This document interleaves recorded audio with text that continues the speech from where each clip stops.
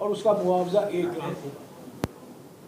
किसानों के लिए हमने गारंटी दी है कि प्रधानमंत्री ने 16 लाख करोड़ रुपया पूंजीपतियों का कर्जा माफ किया और किसानों का 1 रुपया कर्जा भी माफ नहीं किया।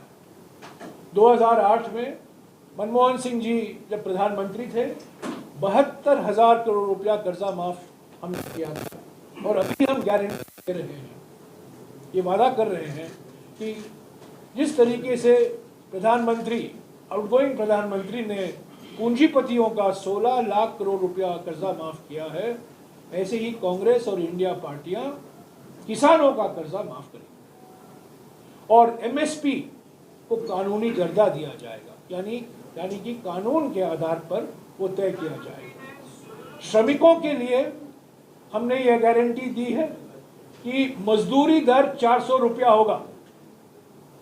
जब प्रधानमंत्री 400 पार की बात करते हैं, वो सीटों की बात करते हैं, नोटों की बात करते हैं, पर कांग्रेस पार्टी जब 400 पार की बात करती है, वो मजदूरी दर।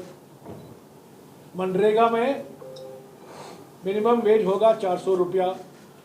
अलग अलग जो आज कुछ ऐसे जगह हैं जहां मजदूरी दर 250 रुपया है, कहीं 200 रुपया है, कहीं 275 रुपया है। हम लोग 400 वादा कर रहे हैं कि 400 रुपया मिनिमम वेज होगा, न्यूनतम मजदूरी दर होगा। और हिस्सेदारी न्याय को लेकर हमने ये गारंटी दी है कि सामाजिक, आर्थिक, जाति जनगणना कराया जाएगा और कास्ट सेंसस हम कराएंगे। ये 2011 में करवाया गया था जब मैं खुद ग्रामीण विकास मंत्री था और उसके नतीजे मोदी सरकार ने उसको प्रकाशित नहीं किया।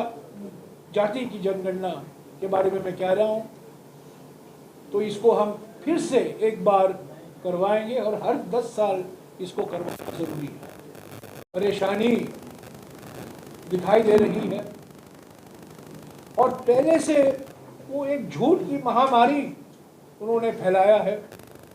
रोज कुछ ना कुछ नया झूठ जनता के सामने बोलते हैं और कहा है आज सभी अखबारों में छपा है कि मैंने कभी हिंदू मुस्लिम की बात नहीं की है, मैंने कभी ध्रुवीकरण की राजनीति नहीं की। इससे और बड़ा झूठ हो ही नहीं सकता, क्योंकि 19 तारीख से जिस तरीके से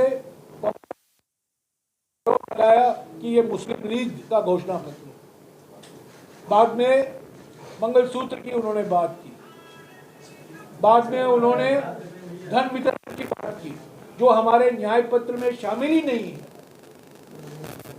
और हमेशा ये बोलते रहे इस भाषा में ताकि ध्रुवीकरण को प्रोत्साहन मिले, ध्रुवीकरण को ऑक्सीजन मिले। और आज कह रहे हैं कि मैं इस राजनीति में विश्वास नहीं रखता हूँ। ऐसे प्रधानमंत्री पर कोई भी विश्वास नहीं रख सकता। उन्होंने कहा है कि हम इस 50% सीमा को हटाएंगे, इसको बढ़ाएंगे, पर इस पर प्रधानमंत्री ने कुछ कहा नहीं।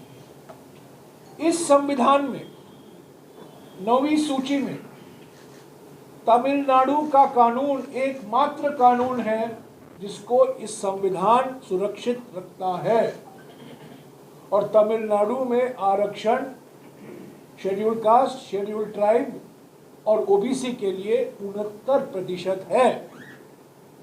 वो 50% की सीमा का उल्लंघन है, पर क्योंकि वो कानून 9वीं सूची में शामिल किया गया था 1994 में, जब हमारी कांग्रेस के प्रधानमंत्री नरसिम्हा राव जी थे, वो उसको ये कॉन्स्टिट्यूशन, ये संविधान सुरक्षित रखता है। अलग अलग राज्यों में अगर ये 50% के ऊपर जाएगा, क्या वो कानून भी 9वीं सूची में लाएंगे? हम कह रहे हैं, कांग्रेस पार्टी गारंटी दे रही है, अगर झारखंड में ये 60% होता है या 70% होता है, वो हम 9वीं सूची में लाएंगे। संविधान की सुरक्षा उसको मिलेगा, कवच मिलेगा, संविधान का कवच मिलेगा उस कानून को। इस पर प्रधानमंत्री की कोई टिप्पणी नहीं। और अंबानी कांग्रेस पार्टी को काला धन दे रहे हैं, यही तो प्रधानमंत्री ने कहा 6 दिन बाद, 5 दिन पहले, 6 दिन पहले, टेम्पो लेकर, ये उनके शब्द हैं, मेरे शब्द नहीं है, टेम्पो लेकर अडानी अंबानी उनके दो खास दोस्त मित्र काला धन लेकर कांग्रेस पार्टी को समर्थन कर रहे हैं।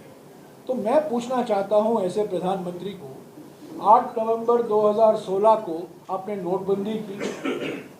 नोटबंदी का कारण आपने क्या दिया? जब आपने टीवी पर भाषण दिया कि आपने कहा काला धन मैं निकालने वाला हूं। 8 साल बाद काला धन नहीं निकला है, टेम्पो में है, बोरी में है, अडानी और अंबानी के पास है, और प्रधानमंत्री चुप हैं। हालांकि प्रधानमंत्री ने बोला है ईडी क्या कर रहा है, सीबीआई क्या कर रहा है, वो क्यों सो रहे हैं, कार्रवाई क्यों नहीं हुई है, 6 दिन हो गए हैं। प्रधानमंत्री ने आरोप लगाया है अडानी और अंबानी पर।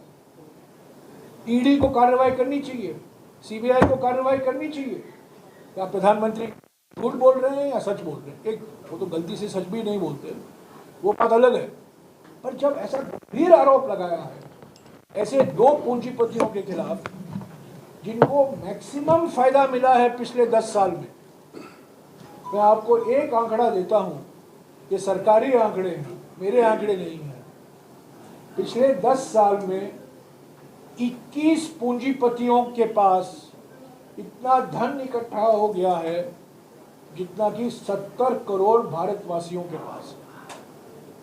21 पूंजीपति हैं हमारे देश में जिनके पास इतना धन इकट्ठा हो गया है मोदी सरकार की नीयत और मोदी सरकार की नीतियों के कारण, जो 70 करोड़ भारतवासियों के पास है। तो प्रधानमंत्री को यह जवाब देना चाहिए, टेम्पो गिरफ्तार कीजिए, ईडी और सीबीआई को कहिए अडानी और अंबानी के पीछे पड़िए और ये काला धन निकलवाइए, तब और सवाल का जवाब मैं।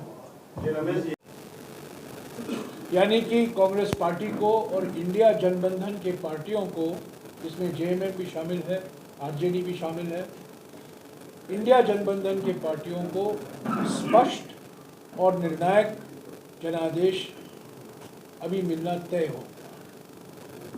अभी 3 चरण और बाकी हैं, इससे अंतिम नतीजे पर कोई असर पड़ने वाला नहीं है, क्योंकि 2 चरण के बाद ही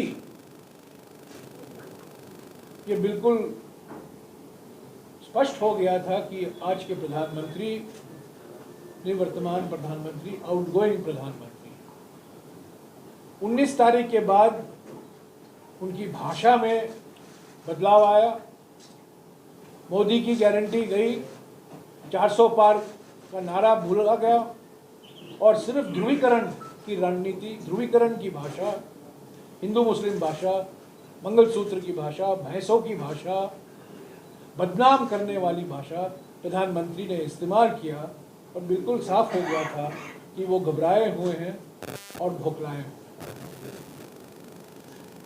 हमारा विश्वास कहाँ से आता है? हमारा विश्वास हमारे 5 न्याय और 25 गारंटी के कार्यक्रम से आता है। पहले भारत जोड़ो यात्रा में राहुल जी और अन्य नेता 4000 किलोमीटर चले कन्याकुमारी से लेकर कश्मीर तक, और 63 दिन कुछ महीने पहले मणिपुर से लेकर मुंबई तक 6500 किलोमीटर का बस यात्रा, जीप यात्रा हुआ, और 6-7 दिन हम झारखंड में थे, जिसका मैं अभी जिक्र करने वाला हूँ।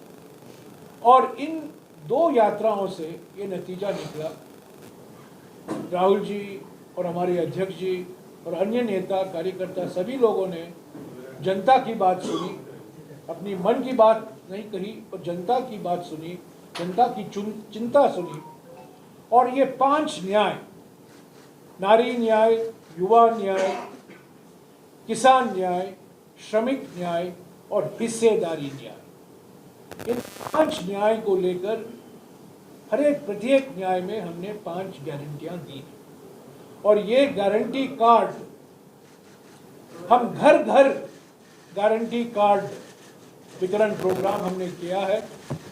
करीब 8 करोड़ परिवारों तक हमने ये गारंटी कार्ड पहुंचाया है। मुख्य तौर से महालक्ष्मी गारंटी है। हर गरीब परिवार के एक महिला को हर महीने 8,500 रुपया यानी कि हर साल 1 लाख रुपया के बैंक खाते में सीधा जाएगा। युवाओं के लिए तो सबसे